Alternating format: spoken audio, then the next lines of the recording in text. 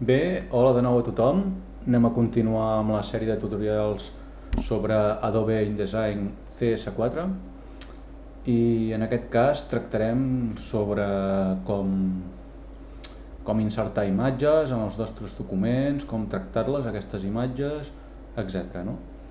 Bé, per insertar imatges tenim dues possibilitats. La primera possibilitat seria fer-ho des del col·locar, no? Aquí i agafaríem la imatge, no? Que volguéssim ficar i la col·locaríem, no? Sense més. Però jo prefereixo fer-ho sempre, com que és molt més fàcil, arrastrant la imatge. O sigui, podem agafar una imatge de qualsevol directori del nostre ordenador i simplement l'arrastrem a dintre, la deixem anar i ja se'ns fica la imatge. Bé, aquests són els dos mètodes per ficar imatges, no? També podríem fer una altra cosa, no? Deixa'm fer, trec aquesta imatge. Podríem fer un marc de text, un marc gràfic, no? Perdó. I el redimensionem, el que sigui. Això és un marc gràfic i després arrastrem a dintre la foto, no?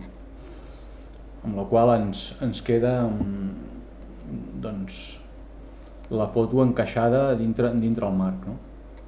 Per redimensionar la foto hi ha diversos mètodes, no? I jo us explico el ràpid, que és amb les tecles abreviades de teclat, que és majúscules, control, alt i E, el redimensiones proporcionalment la foto. De fet, per això aquestes coses estan aquí, que ja havíem explicat, això de composició, no, perdó, això, objeto, està en objeto, i encaje, veiem que hi ha això, no? Encajar contenido proporcionalmente. En aquest també hi ha diverses opcions, no? Com encajar contenido a marco, encajar marco a contenido, centrar contenido, encajar contenido proporcionalmente, que és el que he fet jo, i llenar marco proporcionalmente, no? Que per exemple ara ho fem, ens quedaria així, no? La foto. Bé, tenim que recordar que la foto és això i que sempre amb els controls la podem redimensionar com vulguem, no?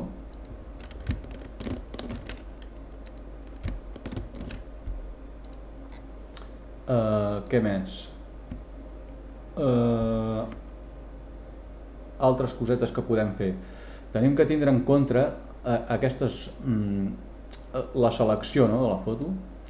Per exemple, aquesta és una selecció directa, que la tecla d'accés directe és la V.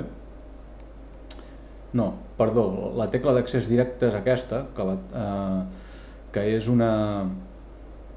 Bueno, no sé, és aquesta, aquí agafem la foto i aquesta agafem el que seria el marc. O sigui, amb aquesta estem agafant la foto, que la podríem moure, i amb aquesta estem agafant el marc. Per què serveix això? Doncs, per exemple, jo què sé, si estéssim fent, per exemple, jo fes el marc més petit, no? I ara agafo la foto i podria fer, no sé, podria fer això, no? Per dir una cosa. Val. Més cosetes que podem fer amb les fotos. Per exemple, el tema del buscatrazos. Amb el buscatrazos, que està aquí, que de fet a la ventana ho podríem buscar també, no? Jo el tinc aquí, no podríem fer que aquest marc de text, aquest marc gràfic, en vez de fer rectangular amb els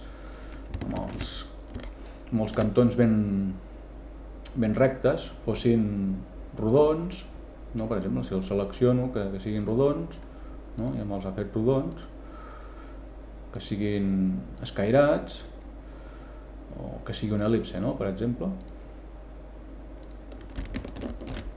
Aquí se m'ha anat.